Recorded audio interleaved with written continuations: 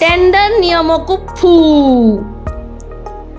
गजपति जिला सदर महकुमा पारଳାଖେମୁଣ୍ଡି ठारे रथयात्रा धूमधाम रे चली। संध्या हेउ हेउ भक्त श्रद्धालु माने हजार हजार संख्यारे पहुँचुछंती। जिले में 7 गोटी ब्लॉक समेत पड़ोशी आंध्र प्रदेश और पड़ोशी जिल्लार मध्य लोके यात्रा देखा पहुँचुछंती। किंतु यात्रा रे चली ठिया ठिया लुट। मीना बजार टेंडर रे चका चका अक्षर स्पष्ट भाव में लेखा जाइछि रामदोली 60 टंका, मौत का कुआं 60 टंका।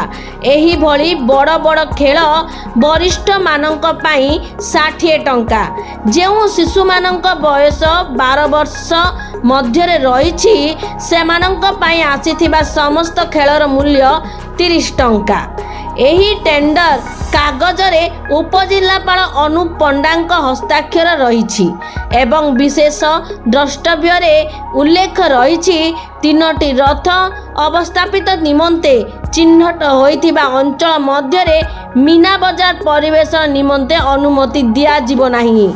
टिकट मूल्य रे व्यतिक्रम परिलिखित हेले उपयुक्त कार्यानुष्ठान सह जरिमाना आदाय करा जीवो। किंतु एगुड़िक लोक देखाणिया भली मने हेउछि। छोट पिला मानक पाई आसीथिबा खेल गुड़िक 70 टंका निया जाउथुबा बेले प्रतिवाद कले 50 टंका निया जाउछि। स्वप्नेश्वर एंटरप्राइजेस लिखित एही टिकट रे उपजिल्लापाल निज स्वाक्षर करी मीना बजार नीलाम इस्ताहार सर्वसाधारण पाई नोटिस करथिले।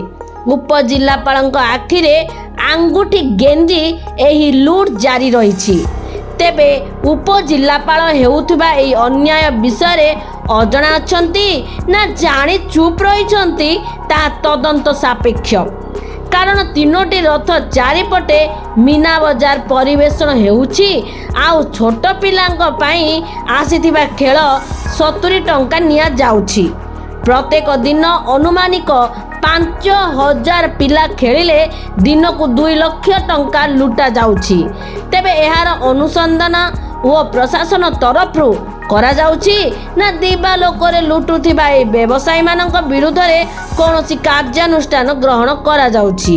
तेणु आमे पारଳାଖେମୁଣ୍ଡି रथयात्रा को आसुथबा प्रत्येक भक्त श्रद्धालु व स्थानीय बासिंदा को अनुरोध करुछु 12 वर्ष पिलांक पाई आसीथिबा समस्त खेल रे 30 टंकार ऊर्ध्व व्यवसायी माने टंका मागिले सेठारे उपस्थित थिबा पुलिस व जिला प्रशासन निकट रे अभियोग करंतु।